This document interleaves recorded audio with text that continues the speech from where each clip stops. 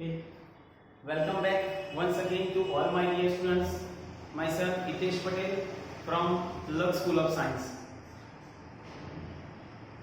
છેલ્લે આપણે વાત કરી કે આવર્ત કોષ્ટકનો ઇતિહાસ કયા કયા વૈજ્ઞાનિકો હતા જેમણે અલગ અલગ નિયમો આપ્યા, જેમ કે ત્રિપુટીનો નિયમ, અષ્ટકનો નિયમ, બરોબર, અને કેવી રીતે તે લોકોએ ઇલેક્ટ્રોનની ગોઠવણી કરી. એટલે આવર્ત કોષ્ટકના ઇતિહાસ વિશે આપણે અભ્યાસ કર્યો. આજના વિડિયોની અંદર આપણે વાત કરીશું આધુનિક આવર્ત નિયમ અને આધુનિક આવર્ત કોષ્ટક, બરોબર, અને 100 કરતા વધુ પરમાણ્વીય ક્રમાંક ધરાવતા તત્વના નામકરણ વિશે, બરોબર. તો પહેલા તો આપણે જોઈએ આધુનિક આવર્ત નિયમ અને આધુનિક આવર્ત કોષ્ટક. આધુનિક આવર્ત નિયમ અને આધુનિક આવર્ત કોષ્ટક. આવર્ત કોષ્ટક, બરોબર છે. તો સૌપ્રથમ તો આપણે એવું કહીએ કે જ્યારે મેન્ડેલિફે આવર્ત કોષ્ટક વિકસાવ્યું ત્યારે એવું કહીએ કે રસાયણ વૈજ્ઞાનિકો જે હતા ને એ પરમાણુના આંતરિક અભ્યાસ એટલે કે આંતરિક માહિતીની જાણકારી ન હતી. એટલે કે રસાયણ વૈજ્ઞાનિકોને આંતરિક એટલે આપણે એવું કહીએ કે જ્યારે એ સમયમાં જ્યારે કોઈ પણ પરમાણુની શોધ થતી તો એ લોકો પરમાણુની આંતરિક માહિતી વિશે કોઈ જ અભ્યાસ કરતા ન હતા અને એવું તરત જ તત્વની શોધ કરવાનો દાવો કરતા, પણ એના બંધારણ કેવું છે, એના ગુણધર્મ કેવા છે, આવું જ કોઈ જ અભ્યાસ કરતા ન હતા. એટલે એવું કહ્યું કે જ્યારે મેન્ડેલિફે આવર્ત કોષ્ટક વિકસાવ્યું ત્યારે જે પણ તત્વ શોધાયા તેની આંતરિક માહિતી એ વૈજ્ઞાનિકો એટલે કે આંતરિક માહિતીનો અભ્યાસ કરતા ન હતા. એટલે કે એની કોઈ જ માહિતી નથી વૈજ્ઞાનિકોની.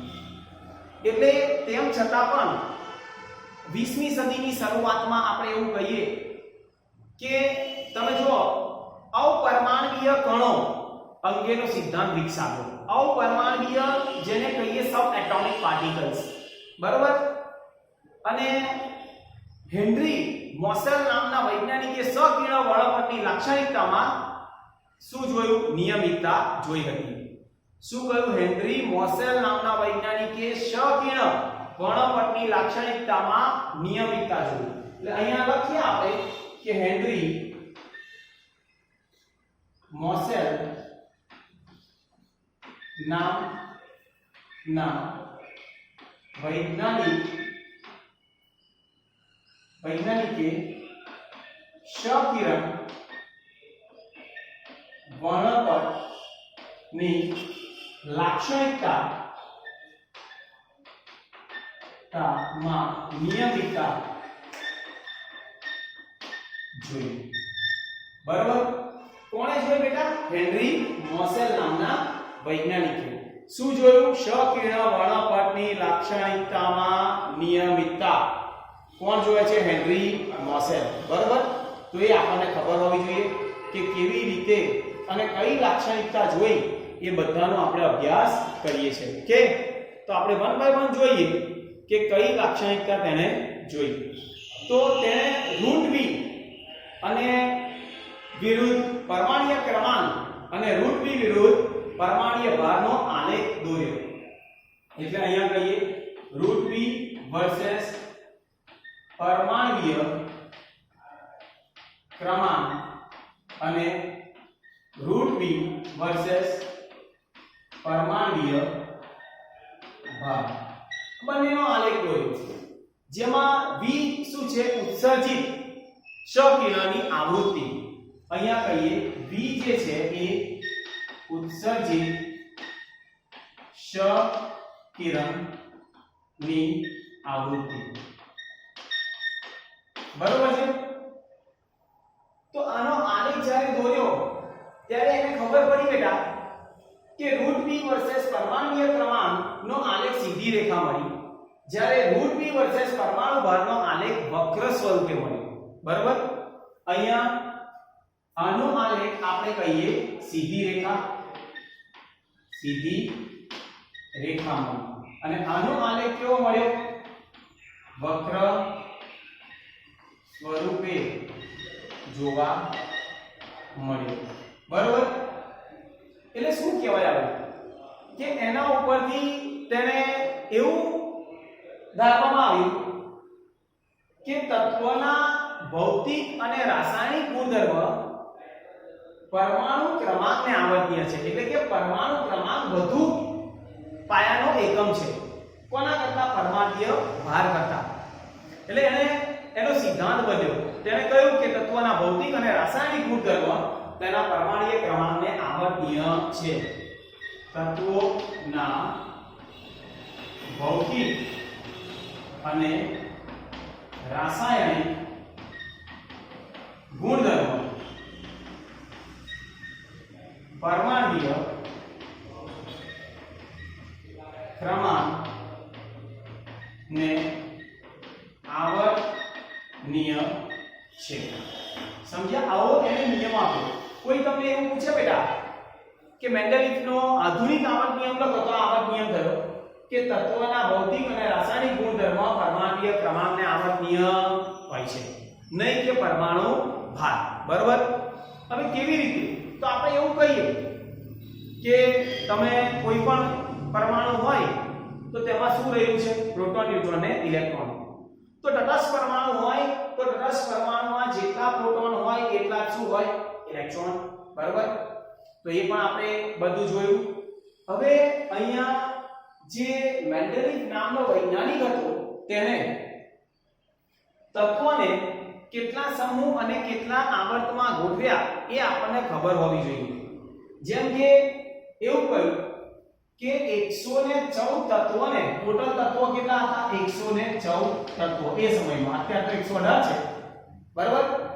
114 તત્વોને તેને કેટલા? તો અહીંયા આપણે લખીએ કે 7 આવર્ત અને 18 સમૂહમાં ગોઠવ્યા, બરાબર.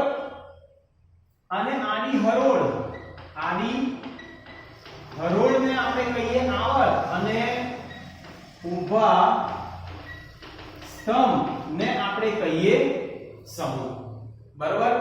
તો આ આપણને ખબર હોવી જોઈએ. આપણે આવર્ત કોષ્ટક આગળ એક વિડિયોની અંદર મેં તમને શીખવાડ્યું હતું કે 114 તત્વોને આવર્ત કોષ્ટકમાં 4 વિભાગમાં વહેંચ્યા: S, P, D અને F, જેમાં 7 આવર્ત હતા અને 18 સમૂહ હતા.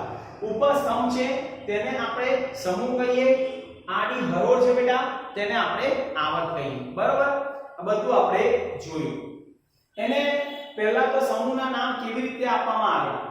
તો 1A થી 7A સમૂહ. અહીંયા પહેલા નામ આપવામાં આવ્યા 1A થી 7A, બરાબર.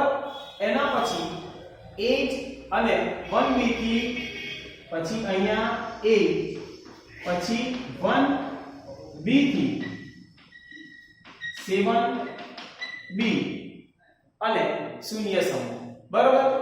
શૂન્ય સમૂહ એટલે ટોટલ ગણો 7 ને 7, બરાબર. 7 ને 7 14 ને 15 ને 16. હવે અહીંયા ગણો 1 2 3 4 5 6 7, તો 7 સુધી આવી ગયા. 8 જે છે તેની અંદર 3 અલગ અલગ આવે છે, એટલે આપણે એવું કહીએ કે તેની અંદર કેટલા સમૂહ આવેલા છે? 3, બરાબર. અને આ રીતે આપણે સમૂહના નામકરણ કરતા હતા પહેલા. ત્યારબાદ આપણે એવું કહીએ કે સમૂહને 1 થી 18 નંબર આપવામાં આવ્યા. 1 થી 18 એટલે પહેલો સમૂહ, બીજો સમૂહ, ત્રીજો સમૂહ, ચોથો સમૂહ, એવી રીતે. એટલે અત્યારે આપણે કયા જોઈએ છે? 1 થી 18 સમૂહ, બરાબર છે. તો એ આપણને ખબર હોવી જોઈએ. ફરીથી એક વખત કહું છું કે આડી હરોળ જે 7 આવર્ત છે, ઊભા સ્તંભ 18 સમૂહ છે. હવે આપણે એવું કહીએ, કોઈ તમને એવો પ્રશ્ન પૂછે કે પહેલા આવર્તમાં બેટા તત્વો કેટલા? તો આપણે એવું કહીએ છીએ કે આવર્તની અંદર તત્વોની ગોઠવણી કેવી રીતે કરવામાં આવે તો એ પણ આપણને બધું ખબર હોવી જોઈએ. પહેલા આવર્તમાં 2 8 8 18 18 અને 32 એટલે આવર્ત અહીંયા અને તત્વોની સંખ્યા પહેલો બીજો ત્રીજો ચોથો પાંચમો છઠ્ઠો સાતમો તો અધૂરો છે. પહેલા આવર્તમાં તત્વો 2, બીજામાં 8, ત્રીજામાં 8, ચોથામાં 18, પાંચમામાં 18 અને છઠ્ઠામાં કેટલા છે 32. બરાબર. તો આ રીતે તત્વોને આવર્ત કોષ્ટકમાં ગોઠવવામાં આવ્યા. ક્લિયર? એટલે આ બધું આપણને ખબર હોવી જોઈએ. બીજું એક વસ્તુ ધ્યાન આપજો કે આવર્ત પહેલો જે છે એને અતિ લઘુ આવર્ત કહીએ અને કહીએ આપણે અતિ લઘુ આવર્ત. અતિ લઘુ એટલે સૌથી ઓછામાં ઓછા તત્વ ધરાવતો આવર્ત જેને આપણે કહીએ અતિ લઘુ આવર્ત. 2 અને 3 ને પ્રથમ અને દ્વિતીય લઘુ આવર્ત અને પ્રથમ અને દ્વિતીય લઘુ આવર્ત. બરાબર. પછી આપણે વાત કરીએ એના પછી 4 અને 5 ની. તો 4 ને 5 ને આપણે પ્રથમ અને દ્વિતીય લાંબો આવર્ત, પ્રથમ અને દ્વિતીય લાંબો આવર્ત અને છેલ્લી આપણે વાત કરીએ કે છઠ્ઠો એટલે કે અતિ લાંબો આવર્ત. અતિ લાંબો આવર્ત. બરાબર છે. અને સાતમો જે છે ને એ કેવો છે બેટા અધૂરો. તો એ વસ્તુ પણ આપણને ખબર હોવી જોઈએ. ક્લિયર? તો આ બધી વસ્તુ એક વખત જોઈ લો. બરાબર. અને કેવી રીતે એના નામકરણ કરવા એ બધું આપણે પછી જોઈએ છે. ફરીથી એક વખત રિવાઇઝ કરો બેટા કે શું આપણે ભણ્યા આધુનિક આવર્ત નિયમ અને આધુનિક આવર્ત કોષ્ટક. પહેલા મેં તમને કહ્યું કે 19મી સદીની અંદર જે વૈજ્ઞાનિકો ને તત્વની આંતરિક માહિતી ન હતી. બરાબર. અને હેનરી મોસેલ નામના વૈજ્ઞાનિકે આપણે એવું કહ્યું કે ક્ષકિરણ વર્ણપટની લાક્ષણિકતામાં નિયમિતતા જોઈ અને તેણે રૂટ v વર્સસ પરમાણ્વીય ક્રમાંકને રૂટ v વર્સસ પરમાણુ ભારનો આલેખ દોર્યો. તો રૂટ v વર્સસ પરમાણ્વીય ક્રમાંકનો આલેખ કેવો આવ્યો? તો સીધી રેખા. પણ આ કેવો આવ્યો? વક્ર સ્વરૂપે. બરાબર. અને એના ઉપરથી એવું માનવામાં આવ્યું કે ભાઈ તત્વના ભૌતિક અને રાસાયણિક ગુણધર્મ પરમાણુ ક્રમાંકને આવર્તીય છે, નહીં કે પરમાણુ ભાગ. કેમ? કારણ કે આપણે અહીં સિમ્પલ એક વસ્તુ સમજો. આ દાખલા તરીકે અહીંયા રૂટ v વર્સસ પરમાણ્વીય ક્રમાંક છે અને આ છે રૂટ v વર્સસ પરમાણ્વીય ભાગ છે. બરાબર. તો આ સીધી રેખા જોવા મળી પણ આ શું જોવા મળ્યું? વક્ર સ્વરૂપે. કેમ? કારણ કે પરમાણુ ક્રમાંક તો 1 2 3 4 5 આવી ગયો પણ પરમાણુ ભાગ જેમ કે હાઇડ્રોજનનો 1, હિલિયમનો કેટલો થાય? તો 4. પછી બેરિયમનો 7. તો તમે જો એક સરખી રીતે વધતા નથી. માટે એવું કહ્યું કે પરમાણુ ભાગ ક્રમાંક એ પરમાણુ ભાગ કરતા વધુ આવર્તનીય એટલે કે વધુ પાયાનો એકમ છે. બરાબર.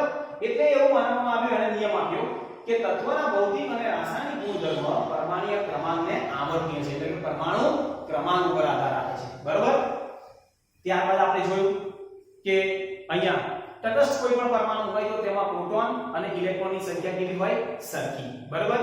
હવે અહીંયા આપણે જોયું કે કેટલા તત્વો શોધાયા હતા? 114. 7 આવર્ત અને 18 સમૂહમાં ગોઠવ્યા. આડી હરોળને આપણે આવર્ત, ઊભા સ્તંભને આપણે સમૂહ કહીએ છીએ. પહેલા આ રીતે ગોઠવવામાં આવ્યા. ત્યારબાદ આ રોમનમાં નંબર આપતા હતા. હવે 1 થી 18 નંબર આપવામાં આવે છે. આવર્ત પહેલાને તત્વોની સંખ્યા 2 તેને અતિ લઘુ આવર્ત કહીએ. બીજામાં અને ત્રીજામાં 8 8 એટલે પ્રથમ અને દ્વિતીય લઘુ આવર્ત. ચોથા અને પાંચમામાં 18 18 એટલે પ્રથમ અને દ્વિતીય લાંબો આવર્ત અને છઠ્ઠામાં 32 એટલે અતિ લાંબો આવર્ત આપણે કહીએ છીએ. જોઈ લો એક વખત અને નોટ ડાઉન કરી લો. ચલો ફટાફટ.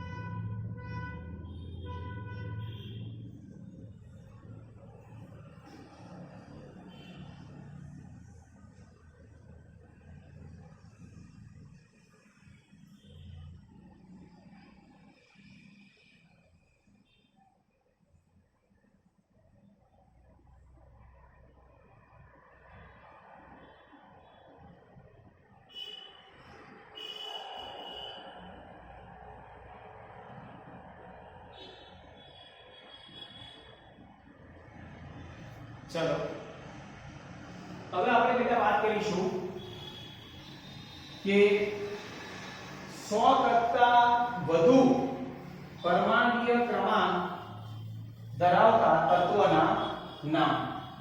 બરોબર, જોઈએ આપણે કે 100 કરતા વધુ પરમાણ્વીય ક્રમાંક ધરાવતા તત્વના નામ. 100 કરતા વધુ પરમાણ્વીય ક્રમાંક ધરાવતા તત્વોના નામ. હવે ધ્યાન આપજો. પહેલા તો એવું માનીએ કે જ્યારે તત્વની શોધ, નવા શોધાયેલા તત્વનું નામકરણ કરવામાં આવતું તો પરંપરાગત નામકરણ થતું અને તેને મંજૂરી કોણ આપતું? તો IUPAC દ્વારા તેને મંજૂરી આપવામાં આવતી. IUPAC જેને આપણે કહીએ international union of pure and applied chemistry. બરોબર, એટલે નામકરણ આના દ્વારા મંજૂરી આપવામાં આવતી, પરંતુ ઘણી બધી ગૂંચવણો ઊભી થતી IUPAC દ્વારા. અને એવું માનતા કે જ્યારે કોઈ પણ વૈજ્ઞાનિક નવો તત્વ શોધે ને તો તેની આંતરિક માહિતીનો અભ્યાસ કર્યા વગર તે તત્વની શોધનો દાવો કરવા લલચાતા. એટલે તરત જ કે આ તત્વ મેં શોધ્યું છે, એની કોઈ જ માહિતી ન હોય એની પાસે. એ કેવો છે, એનું બંધારણ કેવું છે, એના ગુણધર્મો કેવા છે, આવું કશું જ નહીં, ક્યાંથી મળેલો છે. બરોબર, તો એટલા માટે એ લોકો લલચાતા હતા. એટલે એટલા માટે જ્યારે નામકરણ કરવામાં આવ્યું તો ઘણી બધી ગૂંચવણો ઊભી થઈ. જેમ કે એક એક્ઝામ્પલ લીધેલો છે બેટા કે 104 નંબરના તત્વની શોધ અમેરિકા અને સોવિયતના વૈજ્ઞાનિકે કરી હતી. તો 104 પરમાણ્વીય ક્રમાંક ધરાવતા તત્વોની શોધ કયા બે વૈજ્ઞાનિક? એક અમેરિકા અને સોવિયતના વૈજ્ઞાનિકે કરી. અમેરિકા અને સોવિયત.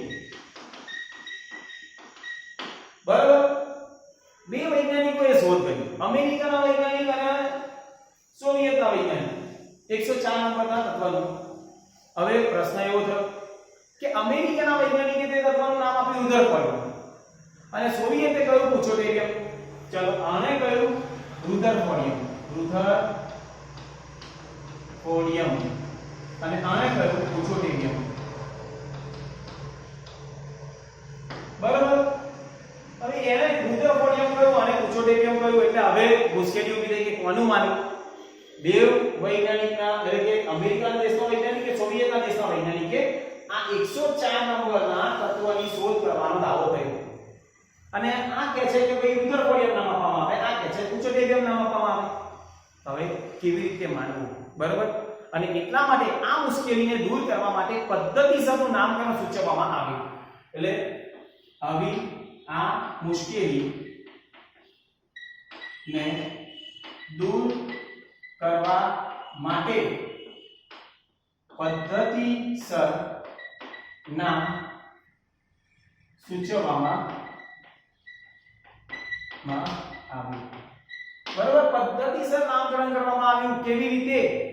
તો એવું આપણે કહ્યું કે દરેક અહીંયા 0 થી 1 થી 9 આંકડા માટે સંખ્યાદર્શક શબ્દનો ઉપયોગ કરવામાં આવે છે.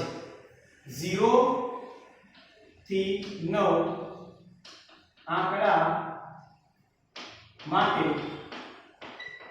સંખ્યાદર્શક શબ્દ નો ઉપયોગ કરવામાં આવે. બરાબર, જેમ કે અને એની પાછળ નામકરણ લખવાનું હોય તો તત્વના પરમાણ્વીય ક્રમાંક જે તત્વનો બનેલો હોય તે અંકના ક્રમમાં સંખ્યાદર્શક શબ્દ મૂકી અને ઇયમ પ્રત્યે લગાડવાથી તત્વનું નામકરણ બને છે. એટલે ફરીથી તત્વના પરમાણ્વીય ક્રમાંક, તત્વોના પરમાણ્વીય ક્રમાંક કે જેમાં આપણે એવું કહીએ કે તત્વના જે પરમાણ્વીય ક્રમાંક જે અંકોનો બનેલો હોય, જે અંકોનો બનેલો હોય તેની આગળ આપણે શું લગાવવાનું છે? પૂર્વક. એટલે કે જે અંકોનો બનેલો હોય તે અંકોના ક્રમમાં સંખ્યા દર્શક શબ્દ મૂકી તે અંકોના ક્રમમાં સંખ્યા દર્શક શબ્દ મૂકી પ્રત્યય ઈયમ લગાડવામાં આવે છે. ઈયમ પ્રત્યય લગાડવામાં આવે છે. ઈયમ પ્રત્યય લગાડવામાં આવે. બરાબર? ખ્યાલ આવી ગયો? ઈ એમ ઈયમ લખો તો પણ ચાલે. ઈયમ. ઓકે, ચાલો ઈયમ લગાડવામાં આવે છે. જેમ કે એક્ઝામ્પલ આપણે જોઈએ બેટા, કેવી રીતે એનું નામકરણ થાય? 100 કરતા વધુ પરમાણ્વીય ક્રમાંક ધરાવતા તત્વના નામ. અંક, નામ અને ટૂંકું. અહીંયા લખીએ અંક, ત્યારબાદ અહીંયા નામ અને અહીંયા ટૂંકું રૂપ. કયા કયા અંક છે બેટા? તો 0 1 2 3 4 5 6 7 8 અને 9. ક્લિયર? 0 એટલે આપણે નીલ કહીએ. શું કહીએ? નીલ. N I L, જેને ટૂંકું રૂપ N. 1 એટલે અન એટલે U. બાય એટલે B. 3 એટલે ટ્રાય એટલે T. 4 એટલે કોલ એટલે Q. 5 એટલે પેન્ટ એટલે P. સેપ હેક્સ એટલે H. 7 એટલે સેપ એટલે S. ઓક્ટ એટલે O અને N એટલે E. બરાબર? આ રીતે આપણે નામકરણ કરવામાં આવે. ક્લિયર? સમજી ગયા? તો આવી રીતે બરાબર બધા તત્વોના નામકરણ કરવામાં આવે. એટલે આ રીતે 0 હોય તો નીલ લગાવવાનો N, 1 હોય તો અન U, 2 હોય તો બાય, 3 હોય તો ટ્રાય, 4 હોય તો કોલ, 5 હોય તો પેન, 6 હોય તો હેક્સ, 7 હોય તો સેપ, 8 હોય તો ઓક અને 9 હોય તો N. બરાબર? હવે નામકરણ આપણે કરવાના હોય કયા કયા? તો પરમાણ્વીય ક્રમાંક 101 થી લઈને 110, એટલે કે એના કરતા વધારે તત્વના નામકરણ કેવી રીતે આપણે યાદ રાખીશું એ આપણે જોઈએ. હવે ચલો, આ બધું ક્લિયર થઈ ગયું? જોઈ લો એક વખત અને નોટ ડાઉન કરી લો. તો અહીંયા નામકરણ આપણે લખીએ જેમ કે, ચલો અહીંયા નામકરણ થઈ જાય.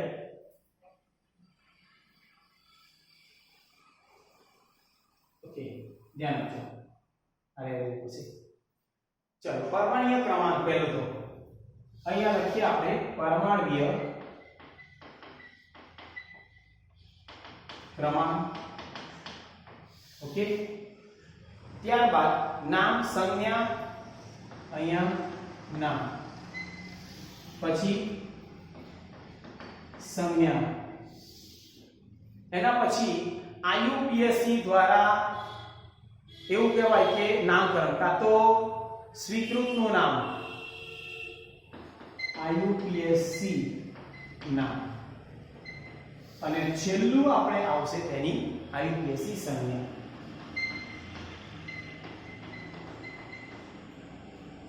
બરાબર? 101 પરમાણ્વીય ક્રમાંક ધરાવતા તત્વનું નામ. ધ્યાન આપજો.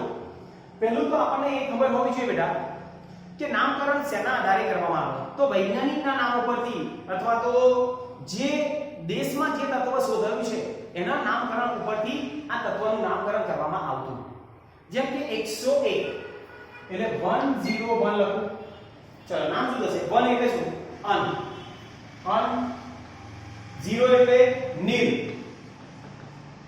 અને 1 એટલે અનિયમ. ખબર પડી? 1 એટલે અન, નીલ અન ઈયમ લાગે, અહીંયા લખ્યું છે આપણે શું લખ્યું ઈયમ લાગે, બરાબર. તેની સંજ્ઞા કઈ થાય તો યુ એન યુ, બરાબર છે.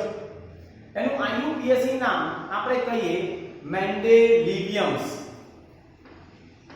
મેન્ડેલિવિયમ, જેને એમ ડી આપણે લખાય. આ ઇમ્પોર્ટન્ટ છે બેટા. આ તત્વની શોધ કોણે કરી તો સીબોર્ગે.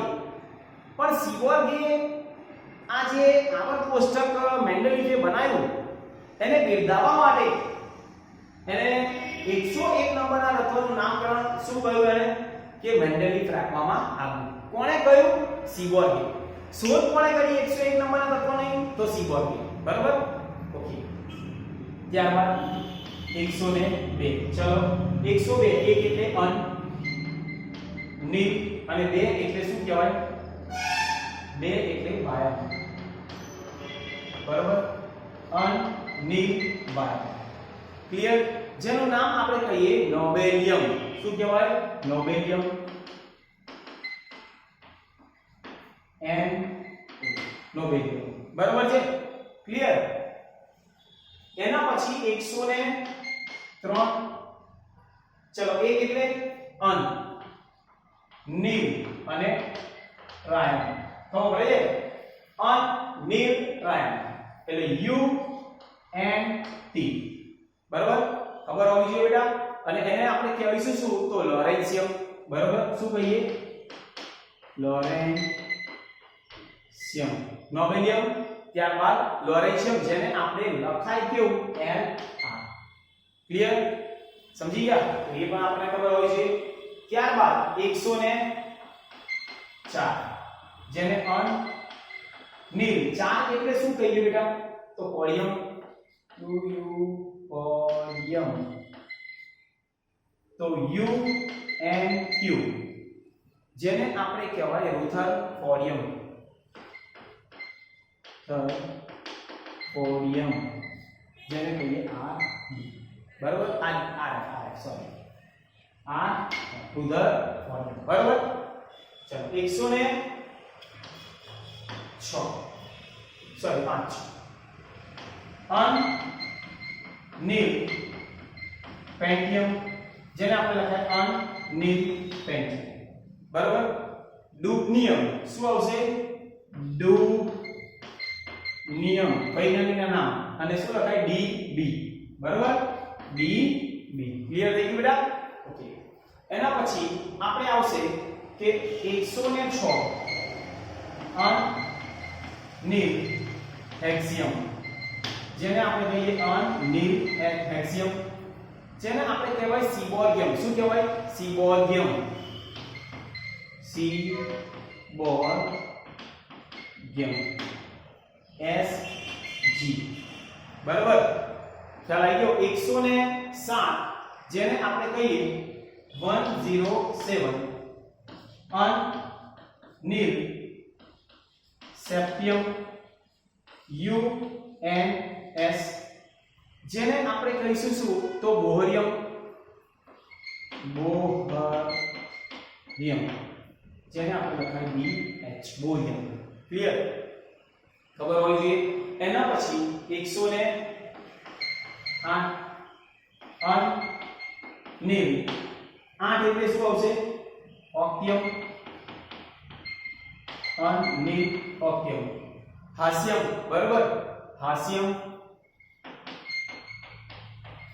ખ્યાલ આવે છે હાસ્યમ, જેને આપણે કહેવાય એચએસ. અને ત્યારબાદ 109 110 111, બરાબર. અને આપણે કહેવાય અન નીલ એનિયમ, અને આપણે કહેવાય અન નીલિયમ, અને આપણે કહેવાય નીલ સોરી વન એટલે અનિયમ, બરાબર. અને U N E, U N U ખ્યાલ આવી ગયો. અને અહીંયા આનું નામકરણ જ્યારે સંખ્યા જોવાની હોય તો ખાલી એમ્પ્ટી ડિસ્ક અને આરજી, એમ્પ્ટી ડિસ્ક આરજી, બરાબર, જેને આપણે આ રીતે યાદ રાખીશું. હવે તમે જુઓ કે આ નામકરણ આપણે યાદ રાખવાના હોય તો પહેલું તો 101 નંબરના તત્વનું નામ તો આપણને ખબર પડે બેટા કે મેન્ડેલિફ, કે મેન્ડેલિફે આવર્ત કોષ્ટક બનાવ્યું. પછી નોબેલિયમ, લોરેન્શિયમ, રુધરફોર્ડ. એના પછી ડુબનિયમ, એટલે કોણ ડૂબ્યો? બોર. ડૂબ્યો કોણ? સીવોર. અને બોરિયમ, હાસ્યમ. ડુબનિયમ, બોરિયમ, એટલે કે ડુબનિયમ, સીવોરિયમ, બોરિયમ, હાસ્યમ. ડૂબ્યો સીવોર, બોર, હાસ્યો, બરાબર. અને એમ્પ્ટી ડિસ્ક આરજી. ક્લિયર? એમ્પ્ટી ડિસ્ક આરજી. આ રીતે આપણે નામકરણ યાદ કરી લે. 101 નંબરના તત્વનું નામ રુધરફોર્ડિયમ, બીજું નોબેલિયમ, ત્રીજું લોરેન્શિયમ, ચોથું રુધરફોર્ડિયમ. પછી ડુબનિયમ કોણ? સીવોરિયમ. શું થયું? બોર, એટલે કે બોરિયમ. અને હાસ્યમ. અને છેલ્લે એમ્પ્ટી ડિસ્ક આરજી, બરાબર.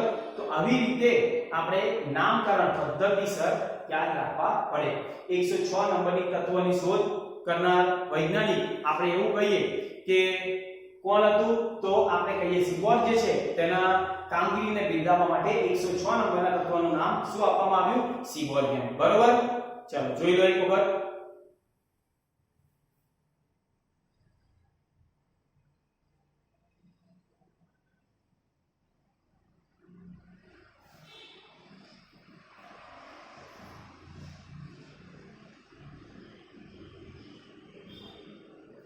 ઓકે, તો આવી રીતે બેટા આ આપણે 100 કરતા વધુ પરમાણ્વીય ક્રમાંક ધરાવતા તત્વોના નામકરણ પદ્ધતિસર અને આઈયુપીએસસી નામ કેવી રીતે થાય છે એ આપણે જોયું, બરાબર. અને નેક્સ્ટ વિડિયોમાં આપણે વાત કરીશું કે તત્વની ઇલેક્ટ્રોનીય રચના અને આવર્ત કોષ્ટક વિશે, બરાબર.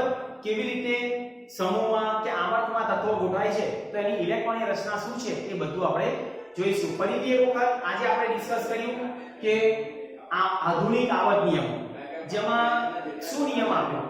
કોણે? હેનરી મોસેલે જોયું કે રૂટ બી પડશે સકર્ણ વર્ણપટમાં તેને નિયમિતતા જોઈ અને તેણે રૂટ બી એટલે કે સકર્ણ અને પરમાણ્વીય ક્રમાંકને પરમાણ્વીય ભારનો આલેખ દોર્યો. તો એમાં માલુમ પડ્યું બેટા કે પરમાણ્વીય ક્રમાંકનો આલેખ સીધી રેખા મળે જ્યારે પેલું વક્ર સ્વરૂપે મળ્યું. એટલે એને નિયમ બદલી કાઢ્યો. શું કહ્યું? કે તત્વના ભૌતિક અને રાસાયણિક ગુણધર્મ પરમાણ્વીય ક્રમાંકને આવર્તનીય છે. સમજી ગયા? અને એટલા માટે આપણે બધું જોયું કે કેવી રીતે તેના નામકરણ કરીએ છીએ. પહેલા આવર્તમાં તત્વ 2, બીજામાં 8, ત્રીજામાં 8, ચોથામાં 18, પાંચમામાં 18 અને છઠ્ઠો 32 અને સાતમો અધૂરો, બરાબર. પહેલાને આપણે અતિ લઘુ આવર્ત, બીજો ત્રીજો એટલે કે ઓછા લઘુ આવર્ત એટલે કે પ્રથમ અને દ્વિતીય લઘુ આવર્ત, ચોથો અને પાંચમો પ્રથમ અને દ્વિતીય લાંબો આવર્ત અને છઠ્ઠો જે છે એ અતિ લાંબો આવર્ત, બરાબર. આ બધું આપણે જોયું અને ત્યારબાદ આપણે વાત કરી કે 100 કરતા વધુ પરમાણ્વીય ક્રમાંક ધરાવતા તત્વોના નામકરણ જ્યારે કરવામાં આવ્યા તો પહેલા તો એવું હતું કે પદ્ધતિસર નામ કરતા, પણ ઘણી બધી મુશ્કેલીઓ ઊભી થઈ આઈયુપીએસસી માં. કઈ તો જો એક મુશ્કેલી મેં લખી હતી કે 104 નંબરના તત્વનું નામ શોધ કરવાનો દાવો બે દેશના વૈજ્ઞાનિકોએ કર્યો, અમેરિકા અને સોવિયેત. અમેરિકા કે છે રુધરફોર્ડિયમ આપો, સોવિયેત કે છે પુચોડેવિયમ આપો. એટલે આ મુશ્કેલીને દૂર કરવા માટે આપણે 0 થી 9 આંકડામાં સંખ્યા દર્શક અંક મૂકી એની પાછળ નિયમ લગાડવામાં આવે છે. એટલે એ બધું જ આપણે જોયું. ક્લિયર? તો અહીંયા સુધી આ વિડિયોમાં ઇનફ. નેક્સ્ટ વિડિયોની અંદર ઇલેક્ટ્રોનની રચના વિશે આપણે વાત કરીશું. ઓકે, તો થેન્ક યુ વેરી મચ.